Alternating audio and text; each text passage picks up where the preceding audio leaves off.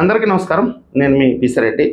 మీ అందరికీ కూడా సవినయంగా ఒక విజ్ఞప్తి చేసుకుంటున్నాను. ఇప్పటివరకు ఎవరైనా సబ్స్క్రైబ్ చేసుకోకపోయి ఉంటే నా ఛానల్ని వెంటనే సబ్స్క్రైబ్ చేసుకొని మీ వంతుగా నాకు సహాయ సహకారాలు అందిస్తారని నేను ఆశిస్తున్నాను. దయచేసి వెంటనే సబ్స్క్రైబ్ చేసుకోండి. అసలు విషయానికి వెళ్తే జడ శ్రవణ్ కుమార్ గారు మాజీ న్యాయమూర్తి, న్యాయవాది. ఇప్పుడు ప్రజెంట్ ఎవరో ఏంటో కొంతమంది పేటీఎం కుక్కలు, దుర్మార్గులు, గత ప్రభుత్వంలో గంజాయి అమ్ముకొని బతికిన వాళ్ళు, దోపిడీలు చేసిన వాళ్ళు, దౌర్జన్యాలు చేసిన వాళ్ళు ప్రభుత్వానికి సవాల్ విసిరితే రేపు 2029లో మేము అధికారంలోకి వస్తాం, వచ్చిన తర్వాత ఎవరిని వదిలిపెట్టం, ఏ మూల దాంకున్నా కానీ మిమ్మల్ని జుట్టు పట్టుకొని ఈడ్చుకొని వచ్చి మిమ్మల్ని జైలుని వేస్తాం, మీ ప్రాణాలు తీస్తామని బెదిరిస్తే ఓకే, ఐ యాక్సెప్టెడ్. వాళ్ళకి అలాంటి ఇంటెన్షనే ఉంటుంది. కాబట్టే ప్రజలు 11 స్థానాలకు పరిమితం చేశారు వాళ్ళని. ఎందుకని? వాళ్ళ రక్తంలో ఉండేదే అదే, దౌర్జన్యం, దోపిడీ, బెదిరింపులు. కానీ జడ శ్రవణ్ కుమార్ గారు ఒక ప్రజాస్వామ్యవాది. ఆయన అంబేద్కర్ ఫోటోని వెనకబెట్టుకొని మాట్లాడుతుంటాడు. మాజీ న్యాయమూర్తి. ఇలాంటి వ్యక్తులు కూడా బెదిరింపులకు దిగటం అంటే అది ఎంతవరకు సమంజసమో నాకు అర్థం కావట్లేదు. గతంలో కూడా వైఎస్ఆర్సీపీకి వ్యతిరేకంగా పోరాటం చేశాడు ఈయన, మనం కాదనలేం. చంద్రబాబు నాయుడు గారు అరెస్ట్ అయితే ఆ కుటుంబాన్ని ఆయనే నేరుగా వెళ్ళి పరామర్శించాడు. దాన్ని కూడా మనం గౌరవించుకోవాలి. ఇలాంటి ప్రజాస్వామ్యవాదులు, ఇలాంటి మానవతావాదులు ఈరోజు బయటకు వచ్చి మేము ఇచ్చినటువంటి సూచనలు, సలహాలు పాటించి జగన్మోహన్ రెడ్డి గారు కానీ రేపు అధికారంలోకి వస్తే చంద్రబాబు నాయుడు గారికి, లోకేష్ గారికి, పవన్ కళ్యాణ్ గారికి 2029 ఎన్నికల ఫలితాలే చివరి రోజు. మీరు 2029 వరకు ఏమైనా చేసుకోండి, కానీ ఫలితాల్లో కానీ జగన్మోహన్ రెడ్డి గారికి కానీ మెజారిటీ వస్తే మీరు పారిపోండి, ఈ రాష్ట్రం వదిలిపెట్టి, ఈ దేశం వదిలిపెట్టి పారిపోండి అని చెప్తున్నాడంటే నిజంగా కూడా నాకు ఆశ్చర్యం వేసిందండి. ఇదేనా అంబేద్కర్ రాసినటువంటి రాజ్యాంగానికి నువ్వు ఇచ్చేటటువంటి గౌరవం అండి? ఒకవేళ ప్రభుత్వం ఏదైనా తప్పులు చేస్తే మీరు వాటిని ఎత్తి చూపించాలి. మాలాంటి ప్రజాస్వామ్యవాదులకి, మాలాంటి రాజకీయవాదులకి మద్దతుగా నిలబడాలి. మేమేదన్నా తప్పు చేస్తే మమ్మల్ని పిలిచి మరీ మందలిచ్చే హక్కు మీకుంది. ఎందుకంటే మేము మీకు ఇచ్చేటటువంటి చదువుకి, మీ స్థానానికి ఆ గౌరవం ఉంది.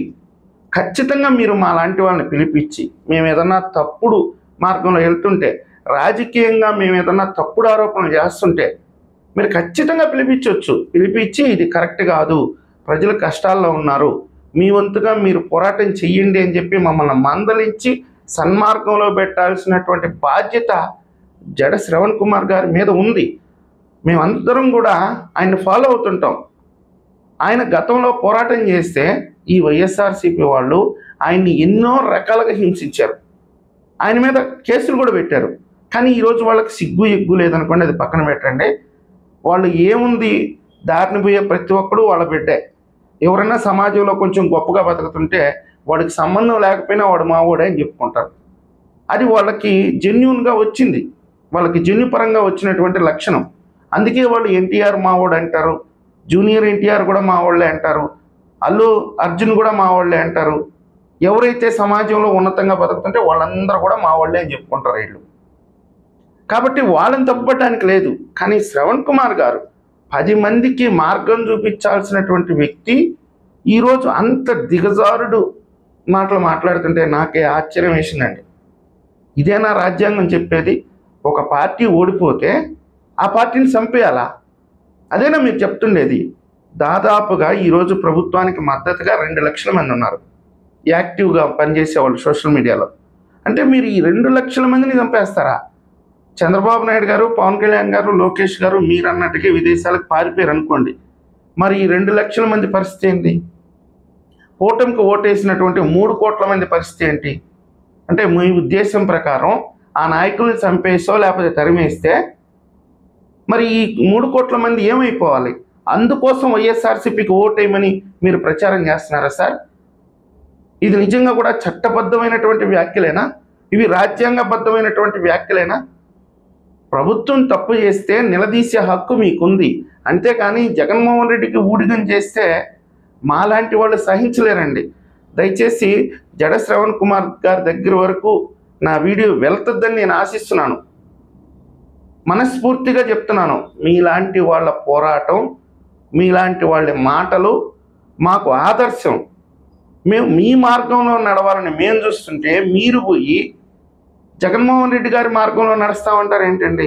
జగన్మోహన్ రెడ్డి గారికి సలహాలు ఇస్తాను, సూచనలు ఇస్తాను. రేపు 2029లో జగన్మోహన్ రెడ్డి అధికారంలోకి వస్తే ఈ రాష్ట్రంలో ఎవరిని బతకనివ్వడు అంటున్నారంటే ఏదైనా ఒక ఉగ్రవాద సంస్థ అయినా ఆ విధమైనటువంటి ప్రకటన చేస్తుందండి? తాలిబాన్ కూడా ఇలాంటి ప్రకటన చేయలేదండి. ఏ ఉగ్రవాద సంస్థ కానీ, ఏ నక్సలిజం గ్రూప్ కానీ ఇలాంటి ప్రకటన చేయరు. మమ్మల్ని అధికారంలోకి తీసుకురండి, మాకు అధికారాన్ని అప్పచెప్పండి, ఈ దేశాన్ని మాకు అప్పచెప్పండి, మేము ఈ ప్రజల్ని మంచిగా చూసుకుంటాం, మంచిగా పాలిస్తామని చెప్తారు. కానీ మీరెలా చెప్తున్నారంటే మేము నాయకులనే తరిమియాలి, ఎవరైతే వాళ్ళకి సపోర్ట్ చేశారో వాళ్ళని కూడా హింసించాలి అన్నట్టుగా ఉంది. మీరు చెప్పింది నాయకుల వరకే, కానీ అవతల వాళ్ళు ఎంత దూరం తీసుకుంటారో మీరు ఒకసారి అర్థం చేసుకోండి. మీరు చెప్పిన వ్యాఖ్యల ప్రకారం మీ మీద ఎందుకు కేసు పెట్టకూడదు? మీరు భయభ్రాంతులకు గురి చేస్తున్నారు ఇప్పుడు సామాన్య ప్రజలను సైతం. మీరు చెప్పే మాటలు ఎంతమంది తీసుకొని రేపు విధ్వంసానికి పాల్పడతారో, ఈ ప్రజల మీద దాష్టీకానికి ఒడిగడతారో మాకే భయానకంగా ఉంది. ఇలా మాట్లాడేవాళ్ళు మిమ్మల్ని ఆదర్శంగా తీసుకొని, మీలో మంచిని మాత్రమే మేము ఆదర్శంగా తీసుకున్నాం, మీలో ఇలాంటి చెడు వ్యాఖ్యలను ఆదర్శంగా తీసుకొని రేపు పొద్దున ఎవరన్నా రోడ్డెక్కి ప్రజల్ని బాధించినా, శిక్షించినా, లేదా దౌర్జన్యానికి వాళ్ళని ఒడిగట్టినా ఎవరు కాపాడతారండి? మరి మీరు ఎలా ఇలాంటి వ్యాఖ్యలు చేస్తున్నారు? ఇది సమంజసమేనా? ఈయనను నమ్ముకొని చాలామంది రెచ్చిపోతున్నారండి. కొంతమంది సోషల్ మీడియాలో కిరాక్ ఆర్పీని లేపేస్తారంట, తర్వాత వచ్చి ఇంకా కొంతమంది పేర్లు చెప్తున్నారు. వీళ్ళందరినీ టార్గెట్ చేశారంట.